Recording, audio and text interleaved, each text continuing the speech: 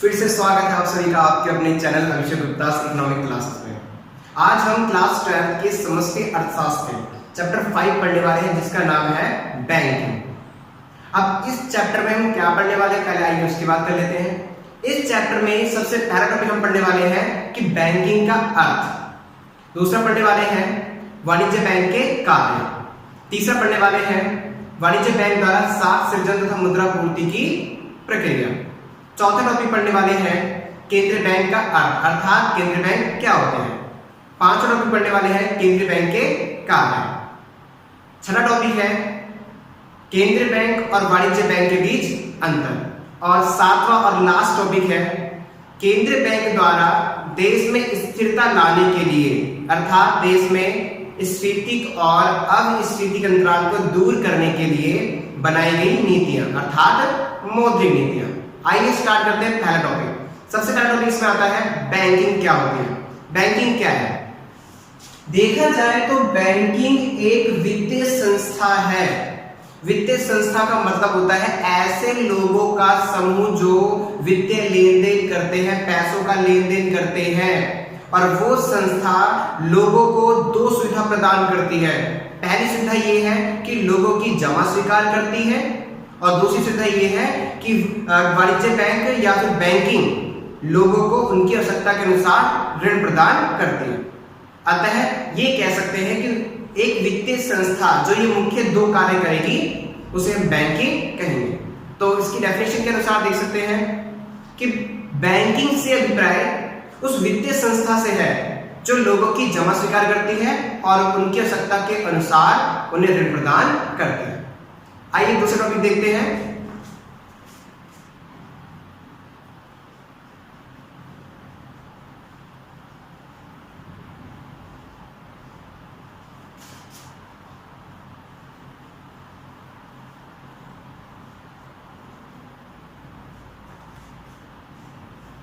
वाणिज्य बैंक के मुख्य कार्य।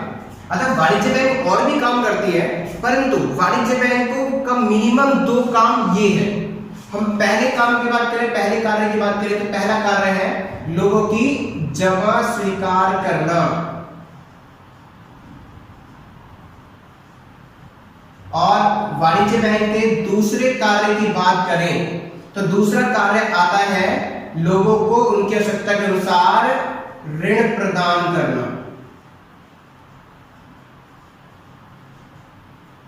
हम कह सकते हैं कि वाणिज्य बैंक का जो पहला कार्य है जमा स्वीकार करना, इसमें हम क्या डिफाइन करेंगे?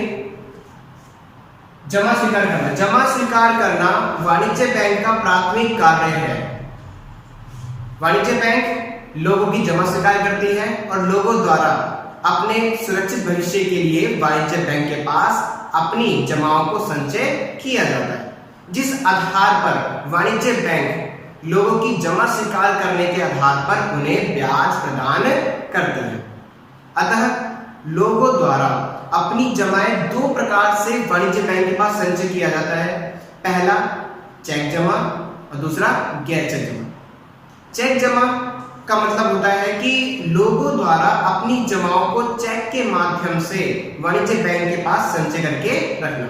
और गैर चेक जमा की बात करें तो गैर चेक जमा का अर्थ है कि लोगों द्वारा अपनी राशि को वाणिज्य बैंक के पास बिना चेक के, अर्थात बिना चेक जारी करके रखना, जैसे कि कैश। दूसरा इसमें कार्य आता है वाणिज्य बैंक का ऋण प्रदान करना। वाणिज्य बैंक का अन्य कार्य लोगों को उनकी आवश्यकता के अनुसार ऋण प्रदान करना है, अर्थात वाणिज्य बैंक लोगों को उनकी आवश्यकताओं के अनुसार ऋण प्रदान करती है। अब यहाँ लोगों की कौन कौन सी आवश्यकता होती है? पहली आवश्यकता है उपभोग के लिए और दूसरी आवश्यकता है निवेश के लिए, अर्थात आय अर्जित करने के लिए। और इस आधार पर वाणिज्य बैंक द्वारा लोगों को ऋण देकर उनसे आय के रूप में ब्याज प्राप्त किया जाता है। देखा जाए तो सबसे पहले उपभोग क्रिया, जैसे लोगों द्वारा अपना प्राइवेट व्हीकल परचेस करना, जैसे आपका बाइक हो गई, कार हो गई आदि को क्रय करने के लिए वाणिज्य बैंक से ऋण लेना। उपभोग क्रिया के लिए वाणिज्य बैंक यहाँ लोगों को ऋण प्रदान कर रही है। दूसरा कि लोगों द्वारा या निवेशकर्ताओं द्वारा अपने व्यवसाय को स्थापित करने के लिए वाणिज्य बैंक से ऋण प्राप्त करना, अर्थात वाणिज्य बैंक लोगों को निवेश प्रक्रिया जैसे फर्म स्थापित करना, टैक्सी परचेज करना आदि निवेश क्रियाओं के लिए ऋण प्रदान किया जाता है। अतः देखा जाए तो वाणिज्य बैंक द्वारा आमतौर पर निवेशकों को ज्यादा ऋण दिया जाता है। निवेशकों को इसलिए ज्यादा ऋण दिया जाता है क्योंकि वह अर्थव्यवस्था में मूल्य वृद्धि करते हैं, जिससे अर्थव्यवस्था मूल्य वृद्धि होगी और व्यवसायिक क्रिया आगे बढ़ेगी।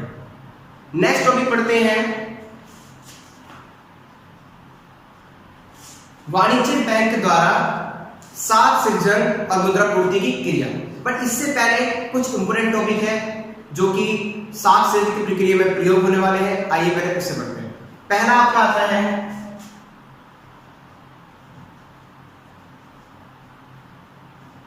प्राथमिक जमा। अब ये प्राथमिक जमा क्या होती है? प्राथमिक, अगर मैं आपको एक सिंपल से तरीके से एग्जांपल समझाऊं कि वाणिज्य बैंक अपना कार्य कैसे करती है। जैसे मान लिया जाए कि वाणिज्य बैंक एसबीआई एक वाणिज्य बैंक है। वो कैसे प्रक्रिया अपनाती है कि लोग जो है, जनता जो है, वो अपनी जमाओं को एसबीआई लाइक वाणिज्य बैंक के पास संचय करके रखती है ताकि सुरक्षित भविष्य के लिए संचय करके रखा जाए। तो इस आधार पर लोगों द्वारा जो पैसा अपने सुरक्षित भविष्य के लिए वाणिज्य बैंक के पास रखा गया है, उस आधार पर वाणिज्य बैंक के लिए प्राप्त की गई राशि क्या होगी? प्राथमिक जमा। मान लिया जाए किसी व्यक्ति ने एसबीआई के पास 10,000 रुपए रख दिए ताकि निकट भविष्य में कोई समस्या उत्पन्न होगी तो वहां से पैसों को विड्रॉल कर लिया जाएगा। इस आधार पर वाणिज्य बैंक अर्थात एसबीआई के पास लोगों का ऋण है, जिसे एसबीआई क्या मानती है? इट मींस की वाणिज्य बैंक क्या मानेगी? प्राथमिक जमा। तो हम कह सकते हैं प्राथमिक जमा वह राशि होती है जो लोगों द्वारा अपने निकट सुरक्षित भविष्य के लिए वाणिज्य बैंक के पास संचय किया जाता है, अर्थात वाणिज्य बैंकों के लिए यह एक ऋण होता है। दूसरा अगर बात करें द्वितीयक या गौण जमा। अब द्वितीयक या गौण जमा क्या है? क्या होता है कि जो वाणिज्य बैंक है उसने लोगों से उनकी जमा स्वीकार करी, उसके आधार पे आरबीआई ये कहती है कि सारे के सारे पैसे अगर आप ऋण के रूप में दे देते हैं तो वहां पे अगर आप पे आपातकालीन स्थिति आ गई तो आप उसका निपटारा कैसे करेंगे। जैसे कि आपके घर पे क्या होता है कि आपकी मम्मी जी क्या कहती है कि अगर कोई रिश्तेदार आपको विदाई के पैसे देके जाता है तो वहां पर आपकी मम्मी आपसे कहती है कि लाओ कुछ पैसे मुझे दे दो और जब आपको जरूरत पड़ेगी मैं आपको वापस कर दूंगा, ताकि निकट भविष्य में कोई प्रॉब्लम हो तो उसे निपटारा किया जा सके। इसी प्रकार आरबीआई वाणिज्य बैंक से कहती है कि आप एक छोटा सा अमाउंट मेरे पास रखो और जब प्रॉब्लम आएगी तो उसमें से मैं आपको रिटर्न कर दूंगी। जिसके आधार पर हम कह सकते हैं कि यहाँ पे मान लिया जाए एसबीआई ने 10,000 रुपए लोगों से लिए और उसमें से 10% अर्थात 1,000 रुपए सीआरआर के रूप में केंद्रीय बैंक के पास संचय करके रख दिए। अर्थात अब 10,000 में से 1,000 आरबीआई के पास चले गए, बाकी बचे 9,000 रुपए। अब 9,000 एक तरलता के रूप में, एक कैश अमाउंट के रूप में एसबीआई अर्थात वाणिज्य बैंक के पास संचय है, जो कि लोगों को ऋण देने के लिए उपलब्ध है। वह राशि जो ऋण देने के लिए उपलब्ध होती है उसे क्या बोलते हैं? द्वितीयक या फिर गौण जमा। अर्थात 9,000 क्या होगा? गौण जमा। तो इस आधार पे हम कह सकते हैं कि प्राथमिक जमा वह जमा होती है जो वाणिज्य बैंक द्वारा लोगों से उनकी जमा के रूप में स्वीकार की जाती है, और द्वितीयक या गौण जमा वह जमा होती है, वह राशि होती है जो कि वाणिज्य बैंक के पास लोगों को ऋण देने के लिए उपलब्ध होती है। जरूरी नहीं है कि सारा का सारा ऋण दिया हो। मान लिया जाए वाणिज्य बैंक ने 9,000 कैश उनके पास है, जिसमें से 7,000 रुपए उन्होंने लोगों को ऋण दे दिया। तो जहां पे गोड़ जमा क्या हो जाएगी 9,000 रुपए, परंतु लोगों को दिया गया ऋण कितना हो जाएगा 9,000 का 7,000 रुपए। तो हम कह सकते हैं कि गोड़ जमा और ऋण अलग अलग भी हो सकता है। सिंपल गोड़ जमा जो है वह राशि जो लोगों को ऋण देने के लिए उपलब्ध होती है, और ऋण का मतलब है कि वास्तव में वाणिज्य बैंक द्वारा लोगों को कितना ऋण दे दिया है। ओके, नेक्स्ट टॉपिक पढ़ते हैं। इसके बाद कुछ छोटी सी कंफ्यूजन वाले पॉइंट्स है जो आज पढ़ने वाले। नेक्स्ट आपका सात गुणक।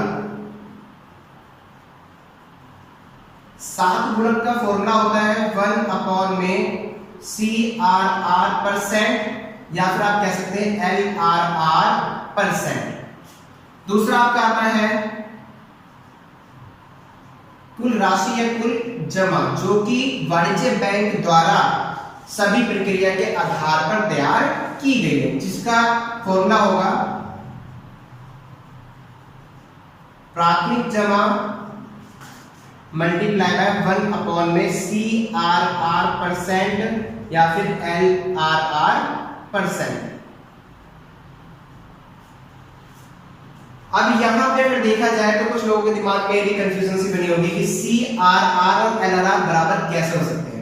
अगर देखा जाए तो LRR जो होता है वो सम होता है CRR% का, और दूसरा SLR%।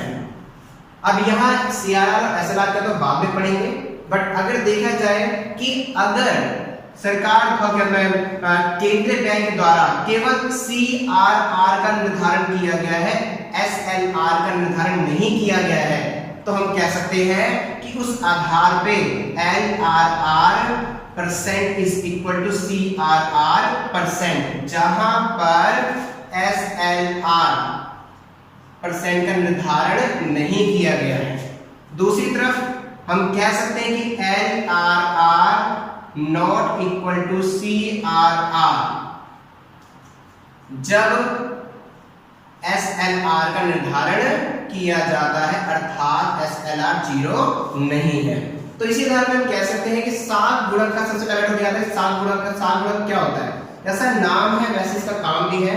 सात मीन्स पैसा, गुणक मीन्स मल्टीप्लाई करना, अर्थात एक ऐसी क्रिया जिसके आधार पर हम देख सकते हैं कि वाणिज्य बैंक कितना गुना पैसों का निर्माण कर सकती है, कितना गुना। जैसे कि अगर मान लिया जाए, एक एग्जांपल लेते हैं कि केंद्रीय बैंक द्वारा 10% CRR का निर्धारण किया गया है, तब वहां सरकार और वाणिज्य बैंक कितनी बार पैसा बनाएगी 10 गुना, अर्थात वाणिज्य बैंक 100 रुपए को 1000 रुपए में परिवर्तित कर देगी। अर्थात कह सकते हैं कि सात गुणक यह प्रकट करता है कि केंद्रीय बैंक द्वारा कितना गुना सात सृजन किया जा सकता है, कितना गुना सात सृजन किया जा सकता है।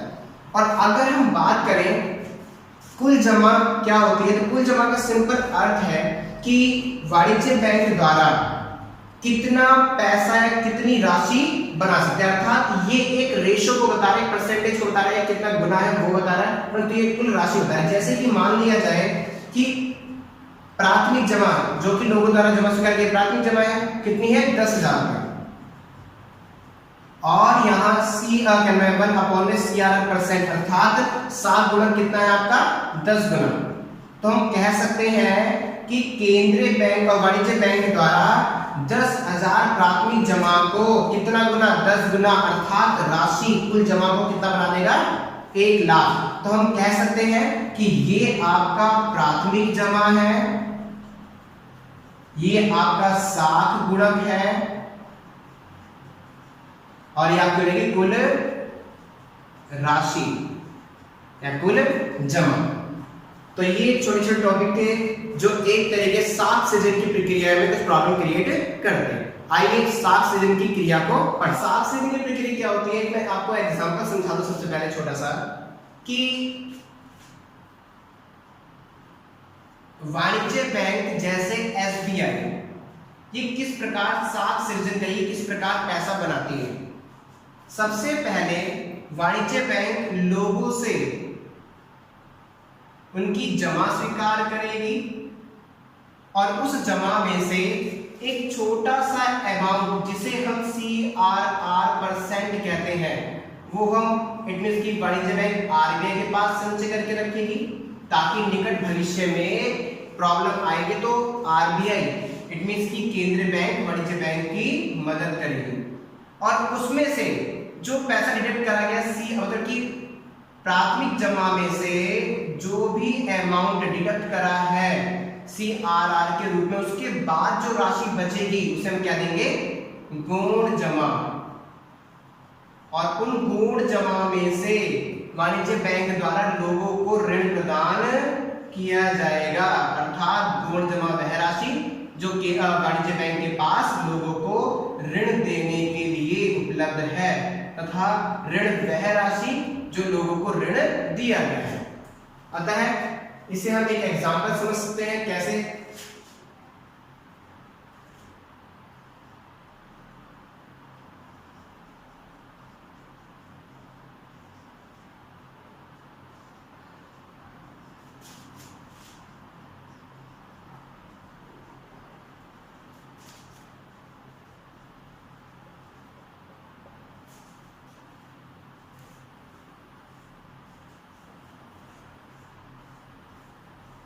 वाणिज्य बैंक द्वारा साख सृजन या वाणिज्य बैंक द्वारा मुद्रा पूर्ति की प्रक्रिया।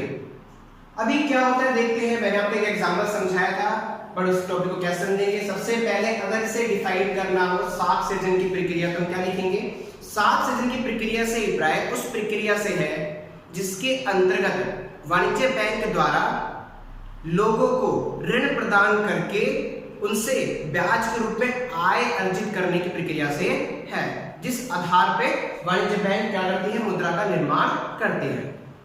अब इसे हम एक एग्जांपल समझेंगे कैसे कि माना गया कि प्राथमिक जमा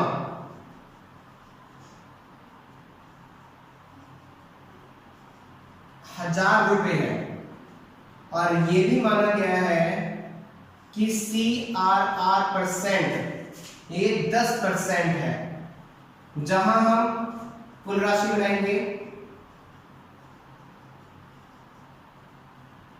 कितनी होगी, प्राथमिक जमा मल्टीप्लाई बाय 1/CRR%। अब यहां पे प्राथमिक जमा अर्थात वह राशि जो वाणिज्य बैंक द्वारा लोगों से ली गई है, कितनी है, ₹1000। और CRR% जिसका निर्धारण कौन करता है, केंद्रीय बैंक RBI, कितना है, 10%। अब इस आधार पे हम कह सकते हैं कि जो कुल राशि है वो कितनी होगी, 10 गुना अर्थात ₹10,000। तो हम कह सकते हैं कि वाणिज्य बैंक द्वारा साख सृजन की प्रक्रिया के आधार पर प्राथमिक जमा जो कि ₹1000 है उसे 10,000 में कन्वर्ट कर देंगे। अब इसे हम किस प्रकार इसकी वाणिज्य बैंक किस प्रकार करती है, आइए एक तरीका समझते हैं।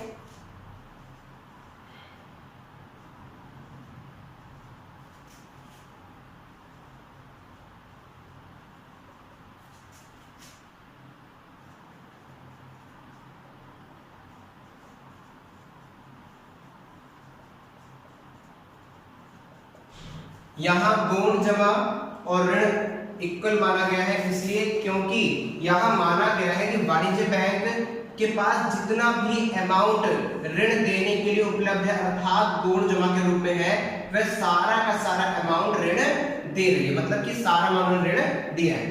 अब यहां प्रक्रिया किस प्रकार चलेगी कि सबसे पहले वाणिज्य बैंक को प्राथमिक जमा के रूप में लोगों से जमा स्वीकार किया जा रहा है, जहां मान लिया जाए ₹1000 प्राथमिक जमा है वाणिज्य बैंक की, जिसमें से वाणिज्य बैंक 10% CRR के रूप में किसको दे देगी, केंद्रीय बैंक को, अर्थात ₹100 केंद्रीय बैंक के पास होगा, बाकी ₹900 वाणिज्य बैंक के पास गौण जमा के रूप में है जो कि लोगों को ऋण देने के लिए उपलब्ध है। एक अवधि के बाद जब ये ऋण की अवधि पूरी हो जाएगी तब लोगों द्वारा उन ऋण की राशि को वापस किया जाएगा, जिसके आधार पर जब नेक्स्ट ईयर होगा तो वहां पे वाणिज्य बैंक के पास 900 रुपए प्राथमिक जमा हो जाएगी। फिर उस वित्त वर्ष में क्या करेगी वाणिज्य बैंक 10%, फिर अगेन 10% बार बार डिडक्ट किया जाएगा।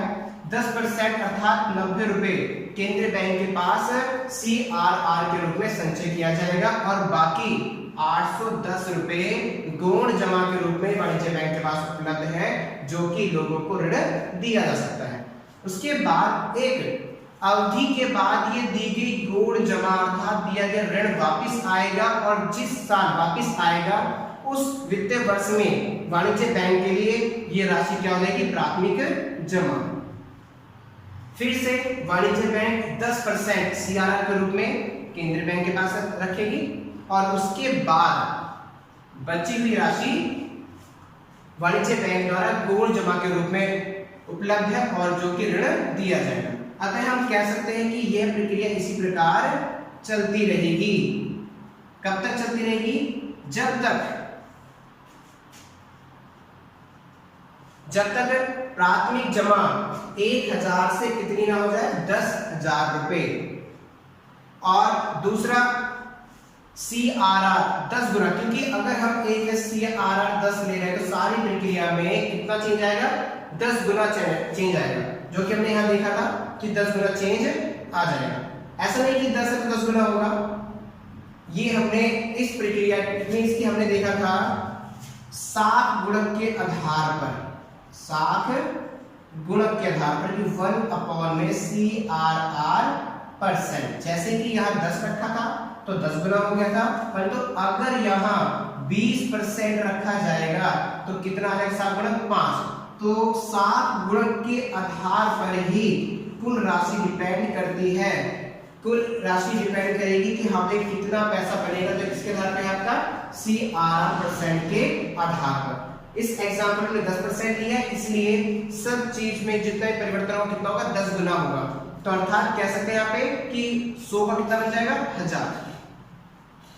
इसी आधार पे गौण जमा जो 900 है वो कन्वर्ट हो जाएगी 9000। या फिर आप यहां से भी देख सकते हैं कि कुल राशि जो है वो CRR और गौण जमा का जोड़ है। अतः कह सकते हैं कि इस प्रकार वाणिज्य बैंक द्वारा साख सृजन की प्रक्रिया की जाती है। आइए नेक्स्ट टॉपिक पढ़ते हैं। नेक्स्ट टॉपिक में हम केंद्रीय बैंक पर पढ़ने वाले। केंद्रीय बैंक क्या होता है? देखा जाए तो केंद्रीय बैंक देश का सर्वोच्च बैंक है। केंद्रीय बैंक क्या, देश का सर्वोच्च बैंक है। जैसे हमारे यहाँ केंद्रीय बैंक है RBI, reserve bank of India, भारतीय रिजर्व बैंक। अब ये क्या होते हैं? अब देखा जाए तो ये एक ऐसी संस्था है जो पूरे देश में एक सर्वोच्च बैंक है। केंद्रीय बैंक देश का सर्वोच्च बैंक है जिसको देश में नोट जारी करने का एकाधिकार होता है, अर्थात ये बैंक देश में नोट जारी करेगा, इसके अलावा अन्य बैंक नोट जारी नहीं कर सकता है। और इसका एक मुख्य कारण ये भी है कि वित्तीय संबंधी जितना भी नियंत्रण होगा वो केंद्रीय बैंक करेगा, इसके अलावा कोई भी बैंक वित्तीय नियंत्रण नहीं कर सकता, अर्थात बैंकिंग प्रणाली पर केंद्रीय बैंक का नियंत्रण होता है। अब अगर बात करें कि हमारे देश के केंद्रीय बैंक का नाम क्या है, तो मैंने बताया आपको RBI। अगर हम बात करते हैं कि अमेरिका के केंद्रीय बैंक का नाम क्या है, तो अमेरिका के केंद्रीय बैंक का नाम है फेडरल रिजर्व सिस्टम। और अगर हम इंग्लैंड के केंद्रीय बैंक की बात करें तो इंग्लैंड के केंद्रीय बैंक का नाम है बैंक ऑफ इंग्लैंड। अब ये बैंक जो है, सबसे पहला जो बैंक आया था वो आया था 1664 में स्वीडन में। उसके बाद दूसरा आपका आया था 1698 में बैंक ऑफ इंग्लैंड।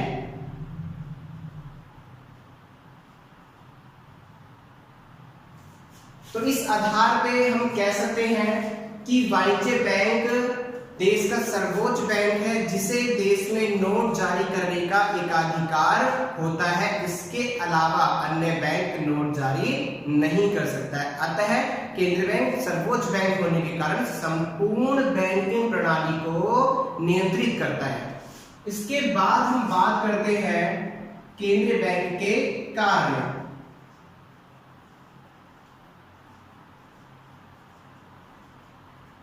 अभी केंद्रीय बैंक के क्या क्या कार्य होते हैं? तो केंद्रीय बैंक का सबसे पहला कार्य है नोट जारी करना।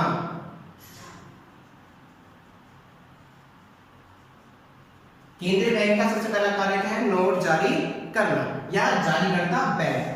तो हम कह सकते हैं कि केंद्रीय बैंक का प्रथम कार्य देश में नोट जारी करना है। इसके अलावा किसी और बैंक को नोट जारी करने का अधिकार नहीं होता, अर्थात केंद्रीय बैंक को देश में नोट जारी करने का एकाधिकार स्थापित होता है। 20वीं शताब्दी में केंद्रीय बैंक को निर्गमन बैंक के नाम से जाना जाता था। नेक्स्ट, अगर दूसरे कार्य की बात करें तो दूसरा कार्य आता है सरकार का बैंक।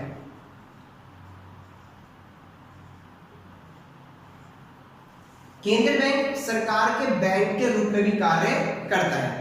तो देखा जाए तो केंद्रीय बैंक सरकार के बैंक के रूप में 3 कार्य करेगा।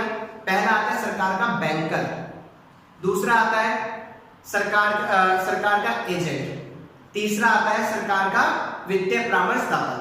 देखा जाए केंद्रीय बैंक जो है पहला प्रथम कार्य सरकार के बैंकर के रूप में सरकार के खातों की देखरेख और उसका प्रबंध करता है। केंद्रीय बैंक सरकार के एजेंट के रूप में सरकार की प्रतिभूतियों की देखरेख करेगा, उनका क्रय विक्रय करता है। तीसरा, केंद्रीय बैंक सरकार के वित्तीय परामर्शदाता के रूप में केंद्रीय बैंक सरकार को वित्तीय परामर्श देता है, अर्थात देश में स्फीतिक और अस्फीतिक अंतराल को दूर करने के लिए परामर्श प्रदान करता है। अतः इस प्रकार केंद्रीय बैंक सरकार के लिए सरकार के बैंक के रूप में कार्य करता है। तीसरे कार्य की बात करें, बैंकों का बैंक। जैसा नाम है वैसे इसका काम भी है। बैंकों का बैंक मतलब कि केंद्रीय बैंक बैंकों का भी बैंक है। जैसे सबसे पहले जो लोगों द्वारा अपने पैसों को संचय किया जाता है वाणिज्य बैंक के पास, जैसे एसबीआई के पास, अर्थात लोगों के लिए बैंक क्या है? एसबीआई वाणिज्य बैंक। और यहाँ बैंकों के लिए भी बैंक है, मतलब एसबीआई वाणिज्य बैंक के लिए बैंक है क्या? आरबीआई। तो हम कह सकते हैं कि केंद्रीय बैंक बैंकों का भी बैंक है, अर्थात जैसा संबंध वाणिज्य बैंकों का लोगों के साथ होता है उसी प्रकार केंद्रीय बैंक का संबंध अन्य वाणिज्य बैंकों के साथ होता है। अतः बैंकों के बैंक के रूप में केंद्रीय बैंक का संबंध वाणिज्य बैंकों के साथ लोगों की तरह है। जिस प्रकार वाणिज्य बैंक लोगों से जमा स्वीकार करती है और उन्हें उनकी आवश्यकता के अनुसार ऋण प्रदान करती है, इसी आधार पे केंद्रीय बैंक वाणिज्य बैंकों की जमा स्वीकार करती है और उन्हें आपातकालीन स्थिति से निपटने के लिए ऋण प्रदान करती है। अतः हम कह सकते हैं कि इस आधार पर केंद्रीय बैंक सरकार के लिए बैंकों के बैंक के रूप में कार्य करता है या बैंकों के बैंक के रूप में कार्य करता है। नेक्स्ट, अगर फोर्थ कार्य की बात करें तो आता है अंतिम ऋणदाता।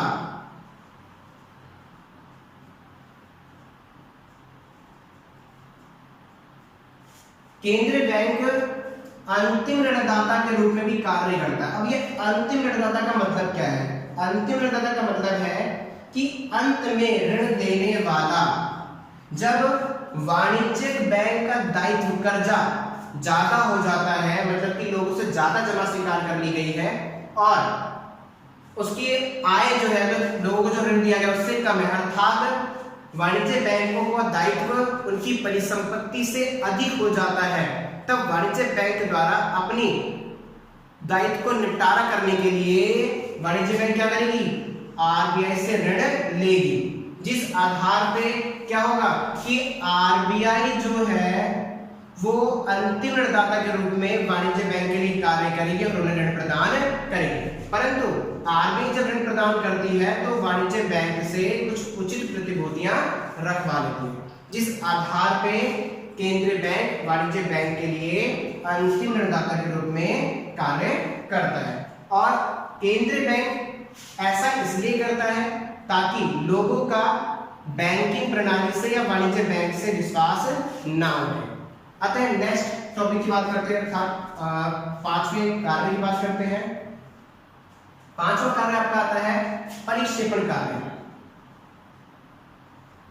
परिक्षेपण या निरीक्षण।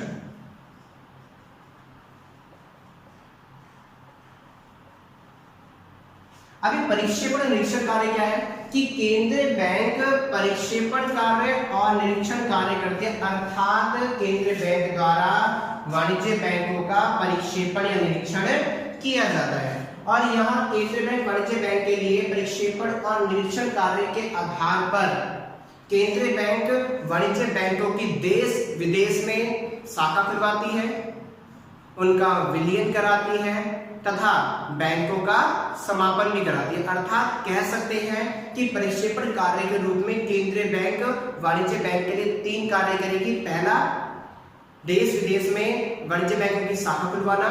दूसरा, बैंकों 2 या 2 से अधिक बैंकों का विलयन करना, मर्ज करना। और तीसरा, बैंकों का समापन करना। इस आधार पर केंद्रीय बैंक वाणिज्य बैंक के लिए परिक्षेपण निरीक्षण कार्य करते हैं। नेक्स्ट देखें तो आएगा समाशोधन गृह का कार्य।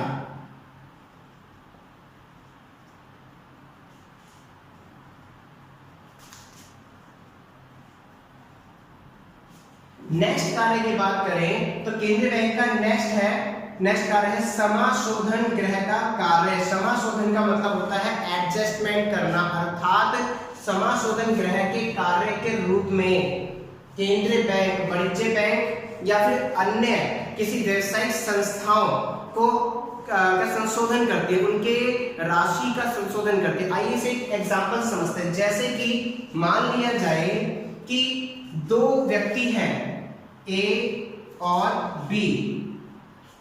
ए और बी आपस में बोलते नहीं कि बनते नहीं है, परंतु दोनों का खाता जो है वो आरबीआई के पास है, जहां पे हम ये कह सकते हैं कि मान लिया बी के नाम का चेक ए के पास है 15,000 का। इसका अर्थ है कि ए को बी से 15,000 रुपए लेने हैं। कहीं से चेक आ गया 15,000 रुपए का, और इसी आधार पे बी के पास ए के नाम का 10,000 का चेक है। मींस बी को ए से 10,000 रुपए लेने हैं, परंतु इन दोनों के आपस में बन नहीं रही है। तो जिस आधार पे ए क्या करेगा, समाशोधन गृह के कार्य के रूप में यहां ए आरबीआई के पास जाएगा और कहेगा कि मेरे पास बी के नाम का 15,000 का चेक है, अर्थात मुझे 15,000 रुपए बी से प्राप्त करने, परंतु मैं उससे नहीं बोलता। अब इस आधार पे आरबीआई समाशोधन गृह के कार्य के रूप में क्या करेगी, वो ए से बी के नाम का चेक रख लेगी अपने पास और एक नोटिस बी के पास भेजेगी कि आपके नाम का 15,000 का चेक आया है, या तो आप अपने अकाउंट में 15,000 रुपए संचय कर दो, नहीं तो आपके अकाउंट से 15,000 रुपए काट के अन्य व्यक्ति को अदा कर दिया जाएगा। इसी आधार पे बी के पास जो ए के नाम का 10,000 का चेक है वो आरबीआई के पास लेके जाएगी और आरबीआई से कहेगी कि मेरे पास अर्थात बी के पास 10,000 का चेक है जो कि ए के नाम का, अर्थात बी को ए से 10,000 रुपए लेने हैं। जिस आधार पे चेक 10,000 का उसके बाद जाएगा आरबीआई के पास और आरबीआई एक छोटा सा नोटिस उसको भेजेगी ए के पास कि आपके नाम का 10,000 का चेक आया है, यदि आप 10,000 का संचय करते हैं तो ठीक है, नहीं तो आपके अकाउंट से 10,000 रुपए डिडक्ट करके बी को दे दिया जाएगा। अतः इस प्रकार केंद्रीय बैंक दो बैंक या दो संस्थाओं के बीच समाशोधन गृह का कार्य करते हैं। नेक्स्ट अगर बात करें 7वें कार्य की तो वो है विदेशी विनिमय का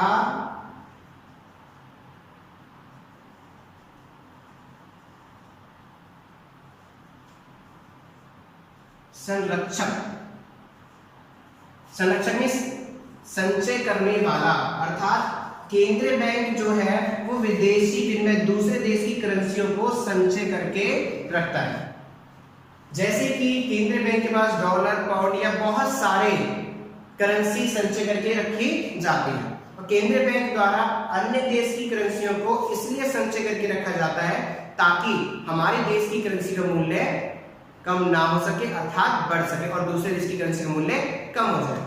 अतः ये भी कह सकते हैं कि विदेशी केंद्रीय बैंक विदेशी विनिमय के रूप में दूसरे देश की राशि को संचय करके रखता है।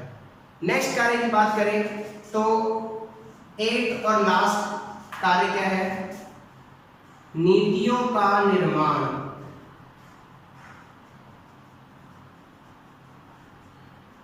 ये केंद्रीय बैंक का एक मुख्य कार्य है, नीतियों का निर्माण। केंद्रीय बैंक देश में स्फीतिक और अस्फीतिक अंतराल को दूर करने के लिए नीतियों का निर्माण करती है, जिसे हम मौद्रिक नीति भी कहते हैं, जिस आधार पर देश में स्थिरता बनी रहे। अतः हम कह सकते हैं कि केंद्रीय बैंक देश में स्थिरता लाने के लिए नीतियों का निर्माण करती है।